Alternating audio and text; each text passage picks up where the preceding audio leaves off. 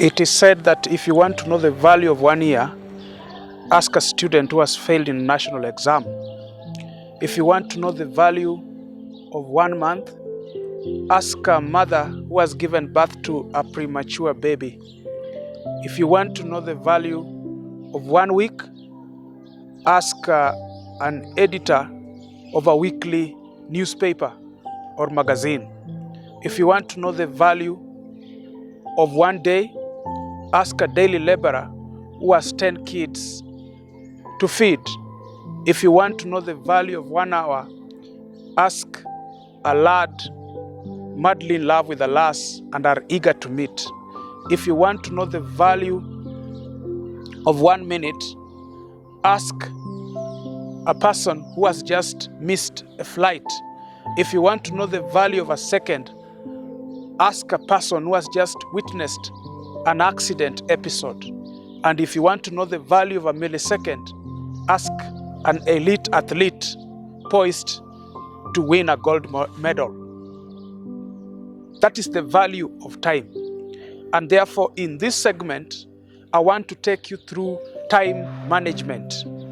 It is important to know how to manage time.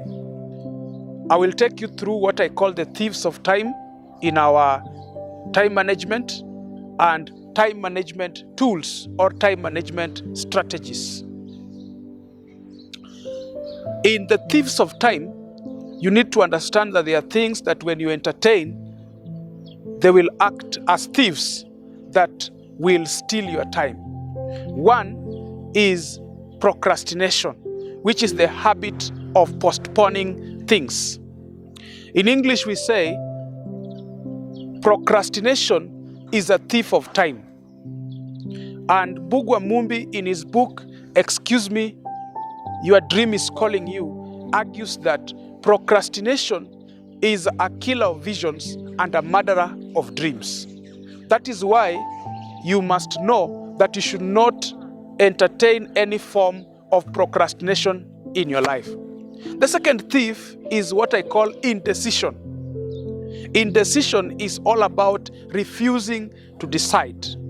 Refusing to decide itself is a decision, but of course, it is also a thief of time. Remember, decisions are the hinges of destiny. Therefore, if you want to take care of your destiny, then you must make good decisions and good choices. We say that we are born without choice, but we live our lives by choice. Choices have consequences. And you look at it that life is about choices, not chance. Destiny is a matter of choice, not chance. And decisions and choices are the hinges of destiny. The second or the third thief of time is what I call laziness. Laziness is all about getting tired before you do the job. You've just woken up in the morning and you've not attended to any chore. You've not done anything and you already feel tired. That is laziness. And you realize that laziness acts as a thief of time. The other thief of time that is worth mentioning is a lot of sleep. Sleeping late or sleeping early and waking up late. Or rather, loving a lot of sleep. When you love a lot of sleep, you'll not be able to manage your time, because time management requires you to wake up early so that you take charge of your day, which is very, very important. The other thing that is worth mentioning that we also acts as a thief of time is what I call complacency.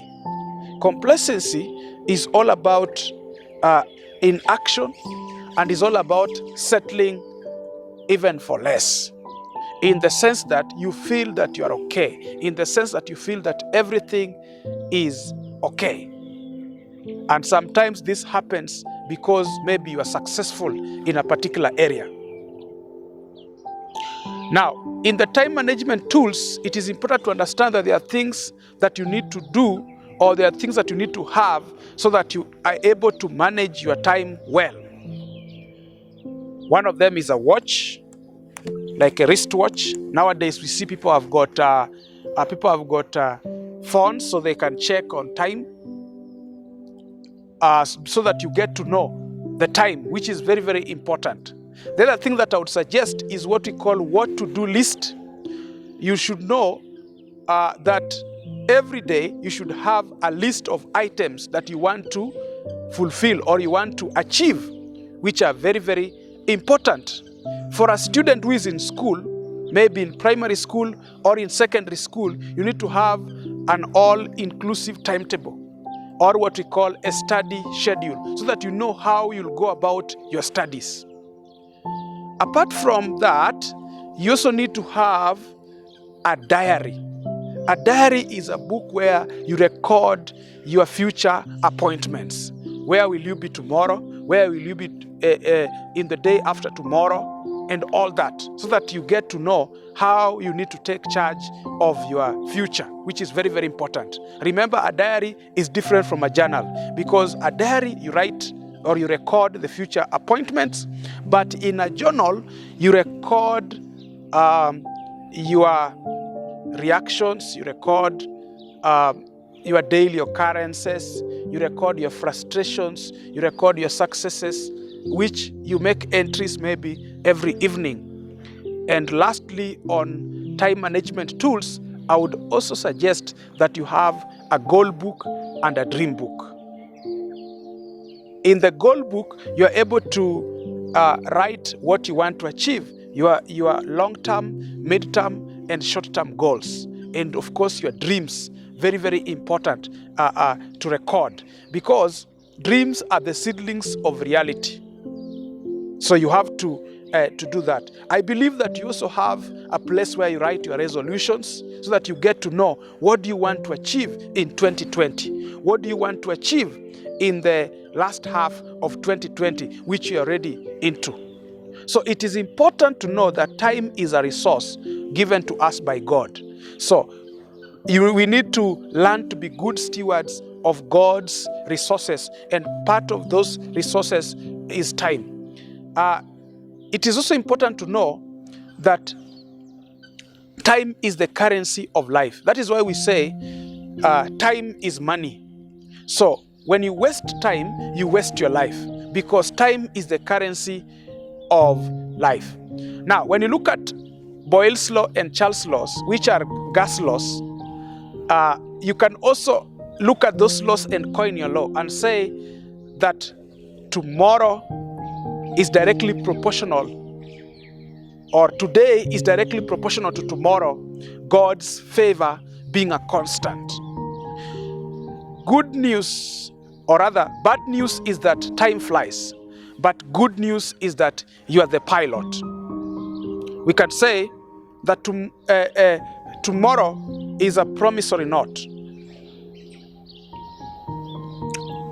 Yesterday is a cancelled check, and today is cash in hand. Use the cash in hand to invest wisely. When you look at Ephesians chapter 5, verse 15 and 16, Paul speaks to the church at Ephesus, and he tells them, do not live like fools, but redeem the time, because the days are evil. So he's encouraging the church to manage time. He's encouraging people to take charge of their time. And that is connected to Psalms 90, verse 12, where the psalmist says, teach us to number our days, that we may apply our hearts and to wisdom. Which means that proper time management is tantamount to wisdom. People who are wise, they manage their time well. Those who cannot manage their time well are otherwise. So that was time management. I'm Victor Ochieng, the director, Godspen Consultancy. To get more of these videos, you can subscribe to my YouTube channel, Godspen Consultancy. You can also log into my website, www.godspenconsultancy.co.ke. Manage your time well. Thank you.